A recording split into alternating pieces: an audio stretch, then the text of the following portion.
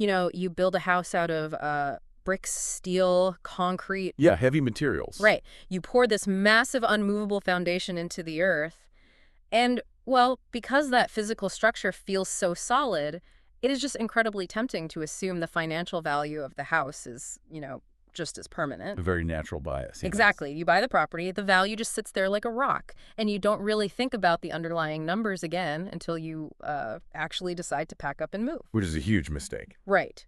But today's source material, this highly targeted advisory note from a real estate professional, it is going to shatter that illusion entirely.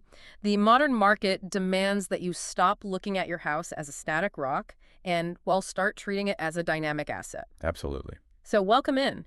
Today is August 10th, 2026. The pivotal fall real estate season is right around the corner, and we are doing a deep dive into a brief, but really intense reading about why getting an updated home value report right now is critical, even if you are just comfortably sitting on your couch. Yeah, because it challenges this really deep-seated cognitive bias we have.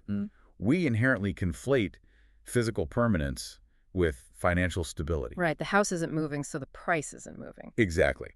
But the source material we are examining today, it lays out the mechanics of a housing market that operates with the volatility of, like, a liquid equity market. Wow. Yeah. It breaks down the necessity of constant vigilance, really, and redefines what an accurate valuation actually looks like in our current economic environment. Okay, let's unpack this, because the premise of this advisory note, it starts out exactly how you'd expect a real estate flyer to start with. Yeah. Planning to sell this fall. Exactly. But then the author drops this really surprising revelation. They explicitly state that the vast majority of their clients who are requesting these highly detailed valuation reports right now, they aren't actually ready to sell. Not at all. They have absolutely zero intention of moving. Right. They're asking for these reports simply to know their number. Which is so interesting. It really is. And the document explains why this is happening by introducing the 90-day phenomenon. Okay, yes. The core argument here is that just because you're standing still in your physical house, it doesn't mean the financial market is standing still around you. Which, that feels a bit dramatic, doesn't it? How so? Well, I understand that markets fluctuate, sure, but we are talking about residential real estate, not, day trading tech stocks. Right. How much can the value of a 3-bedroom suburban home really change in just 3 months? What's fascinating here is the sheer velocity of data that the source highlights, and how quickly macroeconomic shifts trickle down to your specific street. Okay. The document lists several volatile drivers that fundamentally alter a local market within just a 90-day window. We're talking new listings, recent sales, buyer demand, interest rates. That's a big one. Oh, huge. And localized neighborhood activity. When we look at the mechanics, these aren't isolated data points. Right, they all impact each other. Exactly. They operate in this tightly wound, interconnected ecosystem. Consider the lock-in effect we've seen historically with mortgage rates. Oh, right, where homeowners are essentially trapped in golden handcuffs. Yes. Because they don't want to abandon a historically low interest rate just to buy a new house at a higher one. Precisely. That dynamic creates an artificial inventory shortage. Now, imagine a micro shift in monetary policy that just slightly lowers borrowing costs. Just a little bit. Yeah. Within a 90-day window, that slight drop might be just enough to break the lock-in effect for a specific demographic of sellers in your zip code. Oh, wow. Suddenly, they list their homes. That influx of new listings immediately alters the neighborhood activity, right? And it dilutes the active buyer demand. Because now buyers have more choices. Exactly. So a seemingly invisible high-level economic adjustment in May completely rewrites the street-level baseline value of your property by August. Man, it reminds me of watching corporate bond yields. Okay, that's a good comparison. Yeah. Right. If the yield curve inverts or shifts even slightly, it triggers this liquidity crunch or an investment boom that ripples through the entire corporate sector almost instantly. Yes, very similar mechanics. You're saying residential housing is exhibiting that same kind of hypersensitivity, but that makes me highly skeptical of the tools we all use to track this stuff. The apps? Yeah. Right. I'm looking at a real estate app on my phone right now, and it sends me a push notification every month claiming my net worth went up or down based on some automated estimate. Yep. If the market is as complex and volatile as you're describing, how can those automated numbers be remotely accurate? Well, the source note addresses that skepticism head-on.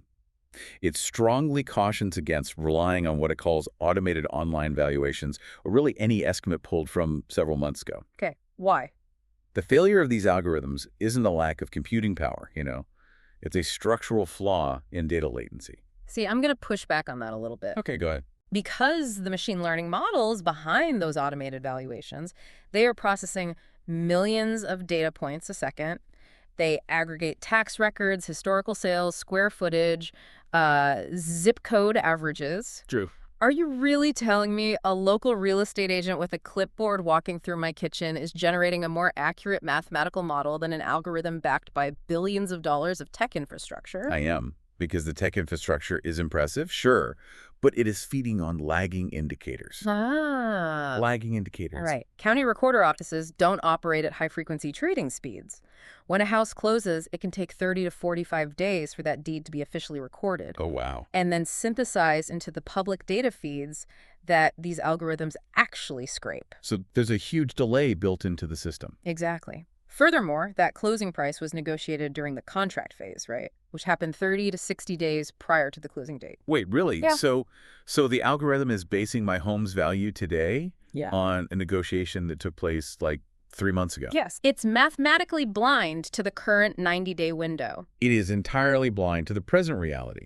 It doesn't know that the empty lot at the end of your street just broke ground on a massive commercial plaza, which alters the noise profile of your block. Right. It doesn't know that your neighbor just listed a heavily discounted property because of a sudden job relocation. Which drags down the immediate comparable standard for everyone else. Exactly. An algorithm applies a blanket historical formula.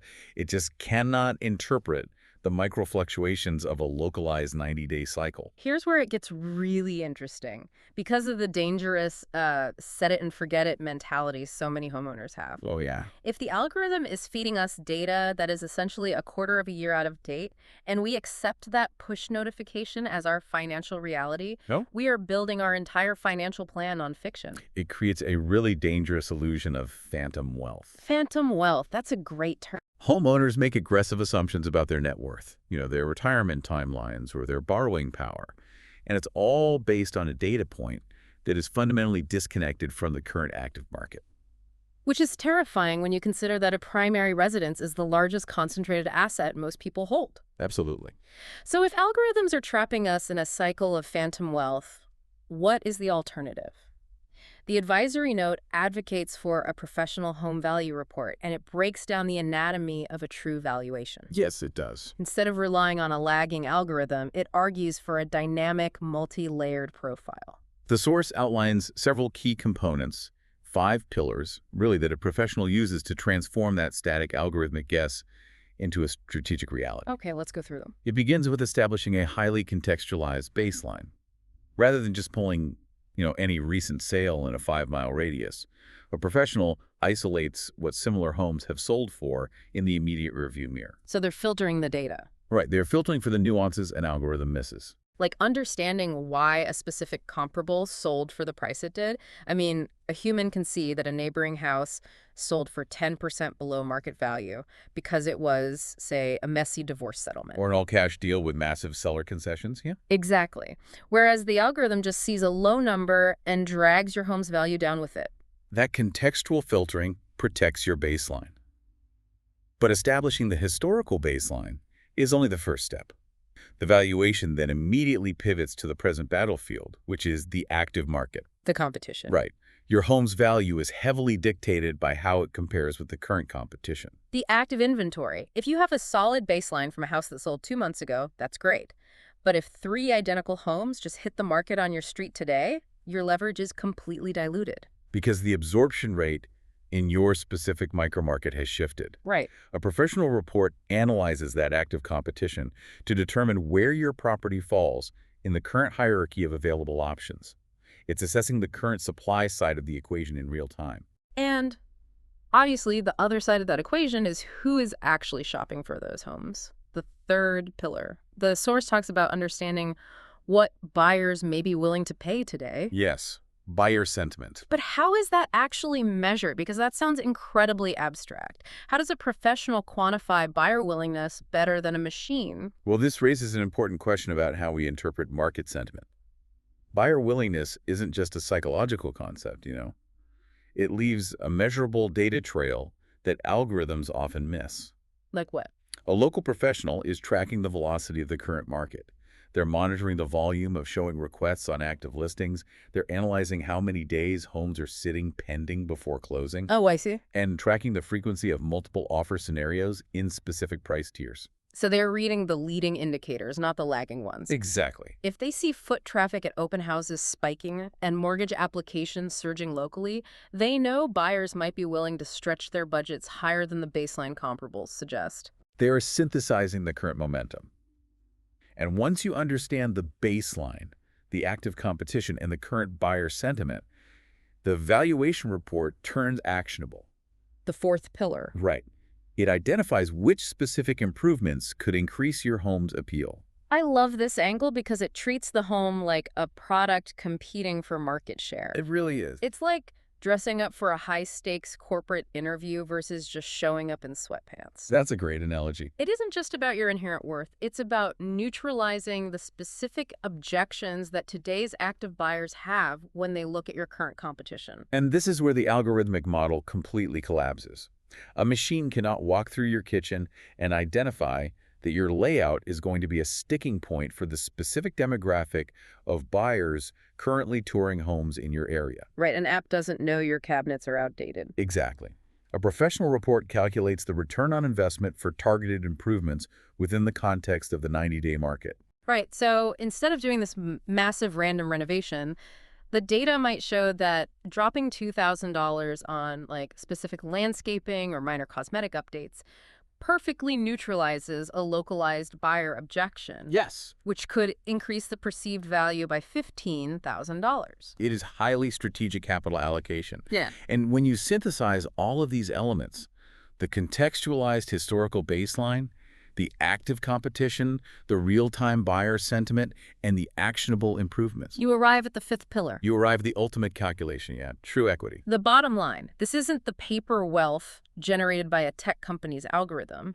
This is a realistic, heavily vetted picture of the capital you can actually access or leverage in the real world. It strips away the latency and the phantom wealth. It provides a crystal clear snapshot of your actual leverage. Which brings us back to the fascinating psychological angle we touched on at the very beginning. The source explicitly notes that there is no obligation to make a move, and that this agent is preparing these personalized, highly detailed reports for several clients who are staying put. Yes, many of them. I have to play devil's advocate on behalf of the listener here. Go for it. Is this not just a sophisticated lead generation tactic? I mean, why should you go through the trouble of dissecting baselines, active competition, and buyer sentiment if you are perfectly happy living in your house and have absolutely zero intention of packing boxes this fall?